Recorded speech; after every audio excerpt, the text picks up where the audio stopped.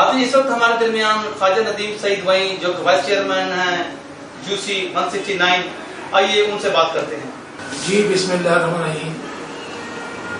میاں نواز صاحب نام کے میرے لیڈر ہیں،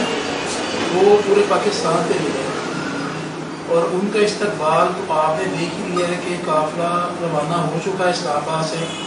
اور لاہور میں پہنچنے کی دیر ہے کہ یہاں ہم نے صدقے کے بکرے بھی دینے ہیں اور انشاءاللہ ان کے جو کھانے ہیں وہ ان کو دینی ہے جو کھالوں کا صدقہ کرتے ہیں، وہ ان کے لیے اندر رکھی ہوئی ہیں، ان کو دعوت دیں گے آپ کھانے بھیجیں آپ آ کے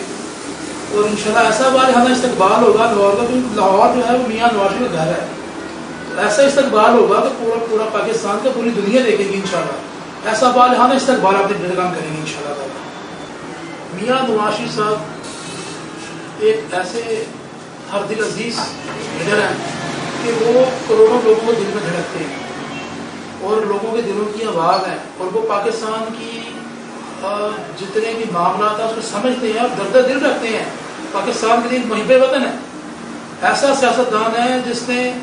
اپنی تیسری دفعہ سیاست کیا، اپنی تیسری دفعہ سیٹ کی قربانی دے کے یہ ثابت کیا کہ وہ پاکستان کا محب وطن آدمی ہے۔ اگر وہ چاہتے تو تینوں دفعہ عوام سڑکوں پر آتی اور بہت سے معاملات خراب ہو سکتے تھے، لیکن آفرین ہے ہمارے کپتان پہ، آفرین ہے ہمارے لیڈر پہ،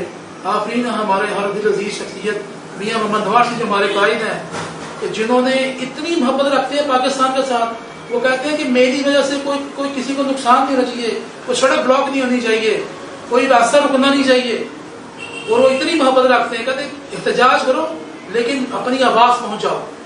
یہ نہیں کہ لوگوں کی گاڑیاں توڑ دو یا دروازے توڑ دو یا لوگوں کو نقصان دو،